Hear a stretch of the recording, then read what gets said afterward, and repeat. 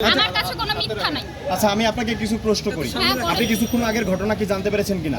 আপনি কি জেনে হাতিঝিল থানায় এসেছেন যদি বলতেন? আমি তো ওর রিয়ার মেয়েকে 4টার সময় আমার বাসায় নিয়ে গেছি। হ্যাঁ 10টার সময় ওর বাসায় এসেছি আমি। হ্যাঁ আমি আর রিয়া বেরোচ্ছি একসাথে। নাই তখনই তো ওই ম্যাক্স অভিকে মারলো। হ্যাঁ আপনি তো তারপরে ওরা চলে এসেছে, আমি পরে আসছি। আপনি সেখানে উপস্থিত ছিলেন? হ্যাঁ, আমি ওই যে আপনার গ্যারেজে ছিলাম। কিন্তু আমরা যেমনটি দেখলাম বা আমরা জানতে পেরেছি যে হিরো আলমকে প্রথম রিয়ামনির বাসায় যাওয়ার পর হামলা করা হয়েছে, সেটা আপনি দেখেছেন কিনা? হিরো আলম প্রথমে যায়নি তো, পরে আমরা সেই হিরো আলমের সঙ্গে আজকে আমার দেখা হয়েছে। আচ্ছা, আজকে দেখা হওয়ার পরে কি মানে সাক্ষাৎ হয়েছে আপনার সাথে? তার কথা হয়েছে যে সবকিছু মীমাংসা করব। সে আজকে আমাকে আর রিয়াকে নিয়ে বাইরে ঘুরতে যাইতে চাইছে।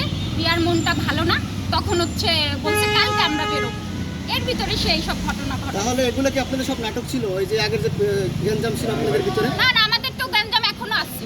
তাহলে গ্যাঞ্জাম থাকার পরে আবার কিভাবে আপনারা একসাথে ঘুরতে যান, বেড়াতে যান? ঘুরতে কি দেখা করে একটা সমাধান করতে চাইছে সে ভাই। আপনি দেখেন ওনাকে তো এইভাবে প্রশ্ন করেন না, সুন্দরভাবে উনি যাকে নিয়ে আসে কলা গাছ তাকে আপনারা সুন্দরভাবে প্রশ্ন না, করেন। মিটমাটের কথা তো আর আমি যখন লজিক্যালি কথা বলি তখন উল্টাপাল্টা প্রশ্ন করেন। ওই ভাইটা কে, কোন চ্যানেল থেকে বলছি বলেন তো? মিটমাটের কথা তো কেউ বলেন, আপনি প্রথম বললেন। এই জন্য আপনাদের ইন্টারভিউ আপনি এখন কি করতে চাচ্ছেন এখন এই মূলত? মধ্যরাতে কেন আপনি হাতিঝিল থানায়? এটার পেছনে যে আলম আছে সেটার আমি একটু সাক্ষী ফোনের দিব। অধিকার থেকে শুনুন, জানেন না? সেটা সাক্ষী দিতে আপনি মূলত হাতিঝিল থানায় এসেছেন? হ্যাঁ। ঠিক আছে, ধন্যবাদ। আচ্ছা আপু, যে আপনি ছিলেন আমি- বগুড়াতে ছিলেন। হ্যাঁ। হ্যাঁ, বগুড়াতে আপনি ছিলেন, অসুস্থ ছিলেন হ্যাঁ, আপনি। এখনো কি আমাকে দেখলে মনে হয় না আমি অসুস্থ? হ্যাঁ, দেখে মনে হচ্ছে আপনি মোটামুটি অসুস্থ। তো আজকে রিয়ামনির সাথে এবং হিরো আলমের সাথে কি হয়েছে আপনি কতটুকু জানতে পেরেছেন, একটু যদি বলতেন। আমি ধরছি আপনি। যদি একটু বলতেন। আমি চাইছিলাম যে একটা গ্যাঞ্জামে শেষ করি, কিন্তু সে লোক ভালো না, সে ভালো কিছু সে বোঝে না। হিরো আলমের সাথে রিয়ামনির সাথে আজকে কি হয়েছে? আর কথা বলতে ভালো লাগছে না না, ভাই। কি পরে হয়েছে একটু বলেন না। ক্লিয়ার করে দেন। কালকে কথা ক্লিয়ার বলবো। আপনি যেহেতু এখন এখানে আসছেন, কি কারণে আসছেন? আপনি তো আসছেন যে কোনো একটা, আমি তো ওর বাসায় ছিলাম, একটা ঘটনা ঘটছে, আসবো না?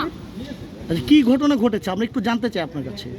এই যে থানা থেকে যখন নিয়ে আসছে, আমি আর রিয়া বেরোইছি যে আমরাও আসবো, হ্যাঁ, একসঙ্গে আসবো। কাকে নিয়ে আসছে?